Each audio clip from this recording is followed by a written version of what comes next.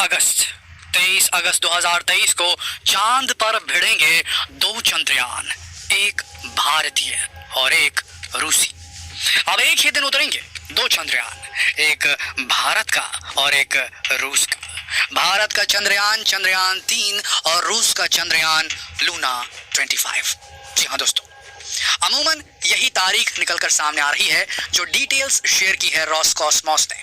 जी हाँ दोस्तों, Russian space agency ने बता दिया है 5 दिन चांद पर पहुंचने के लगेंगे और 5 से 7 दिन उतरने के लगेंगे। तारीख है लॉन्च की 11 तारीख, तो कोलाइड करने वाली है 23 अगस्त को।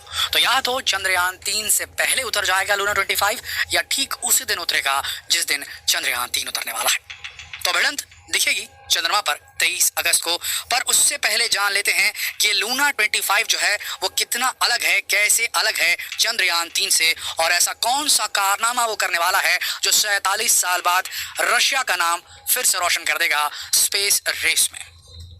950 किलोग्राम का है ये लैंडर इसका, जो लूना 25 का है। जी हाँ दोस्तों, लूना 25 एक लैंडर मिशन है, इसके साथ कोई रोवर नहीं भेजा गया है। लेकिन इसके साथ सबसे बड़ी चीज ये है कि पूरे 1 साल तक काम करेगा, जबकि हमारा चंद्रयान 3 जो है ये पूरा मिशन सिर्फ 14 दिनों का है, ऐसा बताया जा रहा है। बड़ी बात यह है कि इसका लैंडर जो है वो काफी एडवांस्ड है दोस्तों। इसमें एक 1.6 metre long lunar robotic arm, जिसे शॉर्ट फॉर्म में LRA कहा जाता है, लूनर मैनिपुलेटर कॉम्प्लेक्स जो है वो लगा हुआ है। एक हाथ लगा हुआ है, रोबोटिक हाथ लगा हुआ है, जो कि लूनर जो सॉइल है, जो लूनर जमीन है, वहां की जो धरती है चंद्रमा की, उसमें 20 से 30 सेंटीमीटर तक अपना स्कूप घुसाएगा और लगभग 170 ग्राम 170 क्यूबिक जो बोले मटेरियल जो रिगोलिथ है चंद्रमा के सरफेस में जो मिट्टी पाई जाती है उसे उठाएगा अपने हाथों से और उस सैंपल को पूरी तरीके से एनालाइज करेगा। कैसे एनालाइज करेगा ये भी बहुत ध्यान से समझिए दोस्तों, क्यों ये हम बता रहे हैं कि 23 अगस्त को ये बड़ा भिड़ंत होने वाला है। एड्रॉन LR ये इसके साथ भेजा गया है, ADRON। ये गामा रे न्यूट्रॉन स्पेक्ट्रोमीटर है जो कि वहां के रिगोलिथ को स्टडी करेगा।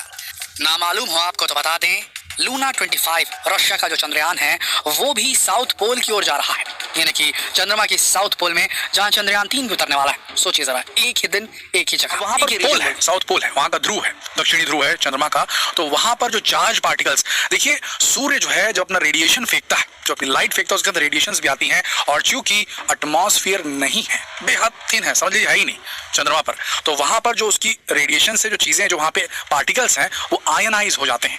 तो उन्हें स्टडी करेगा पोलर एक्सोस्फीयर में किस किस्म के जो चार्ज पार्टिकल हैं वो मौजूद होते हैं, कि अगर वहां पर बेस बनानी है तो इस बारे में जानकारी होनी बेहद जरूरी है, क्योंकि रेडिएशन एक खतरनाक चीज है जो अंतरिक्ष में बहुत ज्यादा मात्रा में पाई जाती है, और धरती में ओजोन लेयर की वजह से हम सब सेफ हैं। अगर वो ना रहे तो ये रेडिएशन हम सबको कैंसर दे सकती है। आगे सुनिए, LISTV RPM ये एक इंफ्रारेड स्पेक्ट्रोमीटर है और ये मेजर करेगा वहां पर सरफेस वाटर कितनी है, हाइड्रोक्सिल एटम जो है वो कितने वहां पर, ये चेक करेगा वहां पर। तो पानी का जो है प्रेजेंस उसको खोजना, ये सबसे बड़ा इसका मिशन है लूना 25 का।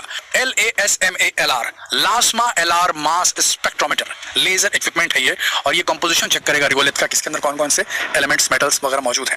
PMR डिक्टेटर है, ये स्टडी करेगा यानी कि ध्रुव के एटमॉस्फेयर को स्टडी करेगा। STSL है जो कि पैनोरामिक और लोकल इमेजिंग सिस्टम है, फोटोग्राफ्स वगैरह खींचेगा, वीडियोस वगैरह खींचेगा और धरती पर भेजेगा रशियन स्पेस स्टेशन में। थर्मो L ये जो है रिगोलिथ की थर्मल प्रॉपर्टीज को स्टडी करेगा। पर जब सूरज की रोशनी पड़ती है तो गर्म होती है, कितने देर में ठंडी होती है, कितने देर में गर्म होती है, इसको स्टडी करेगा जो ये थर्मो L जो इंस्ट्रूमेंट लगा हुआ है लूना 25 के अंदर। देखिए, अगर वहाँ पर बेस बनानी है तो वहाँ की मिट्टी की हर चीज़ को समझना होगा, कितनी जल्दी गर्म होती है, कितनी जल्दी ठंडी होती है, ये सब चीज़ समझना जरूरी होगा वहाँ पर। अब आपको बता दें जो डेटा ट्रांसमिशन रेट इन्होंने सोचा है होगा लूना 25 का, वो है 4 मेगाबिट्स प्रति सेकंड। इस दर से ये डेटा ट्रांसफर कर पाएगा, यानी कि फोटो भेजनी है, वीडियोस भेजनी है, कमांड सेंटर से कमांड लेनी है या देनी है तो ये वहां से ऑपरेट करेगा।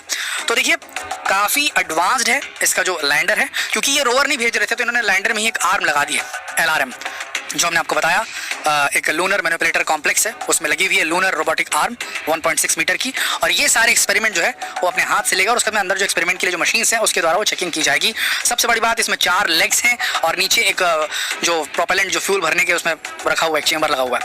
अब ये सारी चीजें देखने के बाद समझ में आ रहा है कि लूना 25 को रशिया ने आज से 47 साल पहले इसने लास्ट लॉन्च किया था लूना 24, 47 साल बाद लॉन्च कर रहा है लूना 25।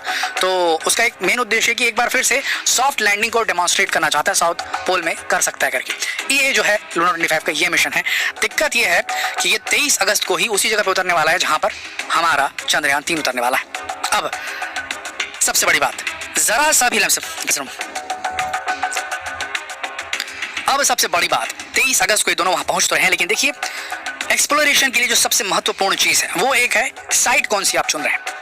तो साइट इन्होंने साउथ पोल की चुनी तो है, पर साउथ पोल में कहां चुन रहे हैं? साउथ पोल में तो चंद्रयान 3 भी जा रहा है, तो अगर ऐसा हुआ तो लैंडिंग के वक्त क्या दोनों आपस में टकरा सकते हैं? क्या टकराने की गुंजाइश है? क्या है एग्जैक्ट लोकेशन चंद्रयान 3 के उतरने का लैंडिंग साइट, और क्या है लूना 25 के उतरने की एग्जैक्ट लैंडिंग साइट? इसके लिए हमारा अगला वीडियो जरूर देखिएगा, जिसमें हम बताएंगे कि इनके बीच में क्या आपस में टक्कर हो सकती है।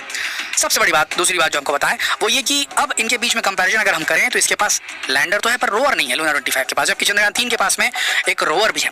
और रोवर मतलब सीधी सी बात है मोबिलिटी, और मोबिलिटी है मतलब एक्सप्लोरेशन ज्यादा बेहतर तरीके से हो पाएगा, खोज का काम बड़ी आसानी से हो पाएगा, ज्यादा दूरी तक रेंज बढ़ जाती है रोवर की प्रेजेंस से।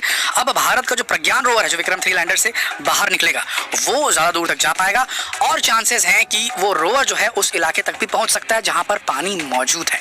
और उसके बाद चलो ठीक है, अगर ऐसा हो गया लूना 25 पहले भी उतर गया चंद्रयान 3 से, लेकिन उसकी लिमिटेड कैपेबिलिटीज हैं इस क्षेत्र में, रोवर नहीं उसके पास में, तो रोवर प्रज्ञान जो है वो आगे बढ़ करके जमी हुई बर्फ की अगर फोटोग्राफ खींच सकता है या वहां से कुछ सैंपल ले सकता है, तो वो जो इन्फॉर्मेशन, वो जो इतिहास बनना था वो बन जाएगा।